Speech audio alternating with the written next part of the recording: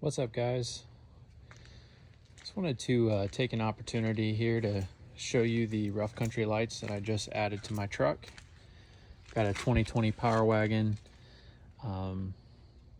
Basically received a switch panel for Christmas, and that got me on the hunt for lights. Never really had auxiliary lighting, but just wanted to give them a shot just for the fun of it. And obviously didn't want to spend a fortune on lights, but I also didn't want to do, something that was super cheap and likely to start leaking, as I've seen a lot of lights with those types of reviews on Amazon and whatnot. So tried to get like a decent middle ground light. I think I found a good option here with the Rough Countries. They've got a unique look. Obviously the red kind of matches in the logo of the Rough Country to the factory badging of the Power Wagon, and thought that was kind of cool, but also thought that this bezel with no screws was kind of cool. So really wasn't any videos online with these lights, so I thought it'd be kind of neat to put one out there. Also done the flush mounts in the rear, so you can see there they mount really nicely on the bumper. Of course, you have to cut a hole in the bumper. They come with a nice rubber gasket on the hardware to mount those up. Only complaint I have so far really with those is the wiring harness that they came with was not quite long enough for this truck. So I ended up having to kind of add a little bit to the wiring harness to get it to work. Go ahead and unplug my CarPlay adapter here so it doesn't steal my video. But this was the switch panel that I had received. Let's try to get that chime to stop there. But I wired the ditch lights separately. I thought that would be kind of useful if I was on a trail or something and really just wanted one side versus the other, or if I was on the road and didn't want to blind oncoming traffic on that side, I could still use the light on the right. I don't know if I'll keep it that way or not. Of course, it does use up an extra switch on my panel there, but for right now it works. Like I said, I'm not really into the auxiliary lighting thing. I've never really gone that way through all the Jeeps and things I've owned. I just never really needed it, I felt. Factory LEDs are so good nowadays, but just thought it'd be kind of fun. There has been a time or two where I've been on some backcountry roads and, super dark roads, and, have wished for some lighting at times, but I've got the backup lights wired up and labeled, and then of course my light bar. And I'll do a video at night to supplement this, just to show how well each of these lights work. May even fly my drone and just kind of add that video in to give you an idea of how well they work. But for now, these are the lights, and I gotta say I'm pretty happy with them. Only had them for around a month now, but we did get some snow, believe it or not, down here in Charleston. And they've been through several rains at this point, and haven't had any moisture issues yet. So really hoping that they stay dry and keep looking this good. All right, guys.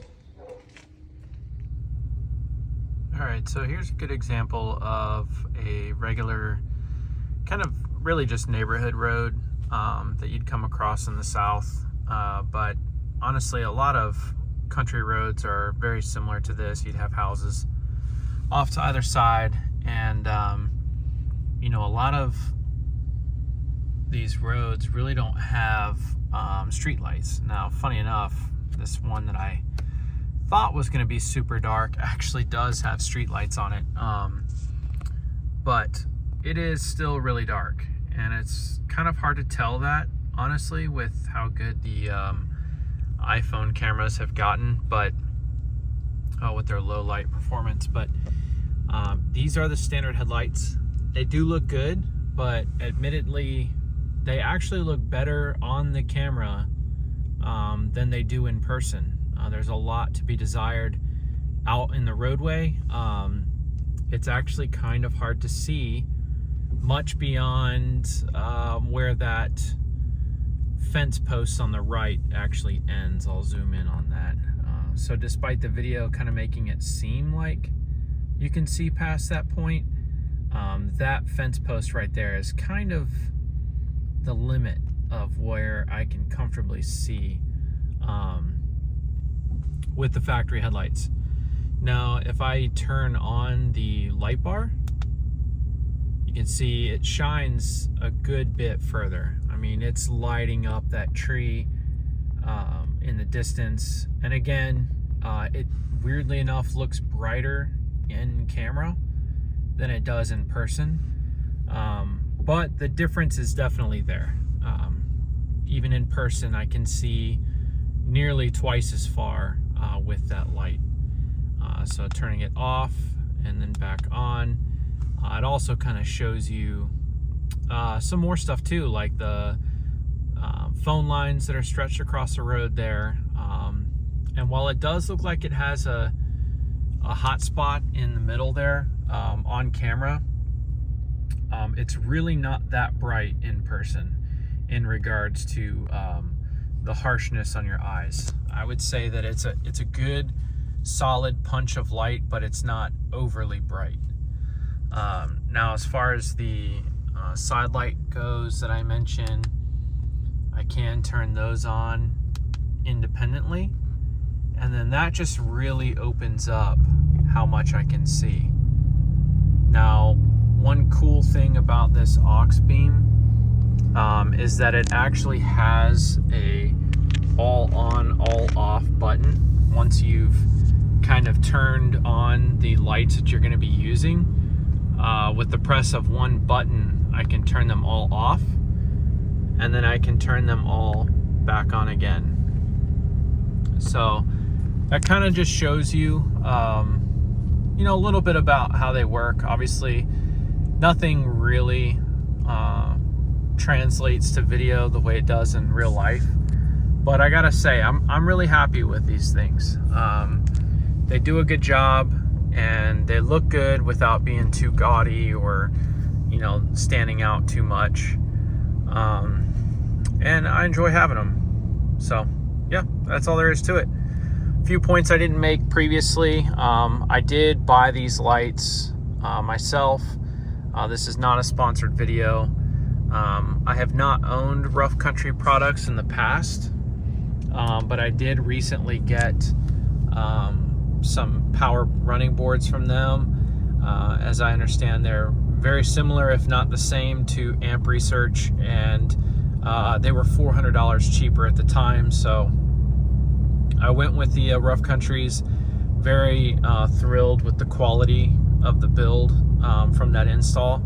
So I just kind of thought, you know, hey, Rough Country seems to be slightly above some of the other brands that you see on Amazon, and obviously a lot less expensive than the, you know, big names in this space. So a good compromise for me overall, and you can't really beat 140 bucks for the set of ditch lights. And then I actually paid around $140 for this light bar as well. I think the light bar is usually around $230, but I found on Amazon they had one open box available, and I took a shot on it because you still got free returns, and come to find out it was plenty good. I'll go ahead and put it in reverse here so you can see, you know, factory backup lights are fine, but if I turn on the flush mounts, it's a good bit brighter, and you can see in the mirror when you wouldn't normally be able to see. I do have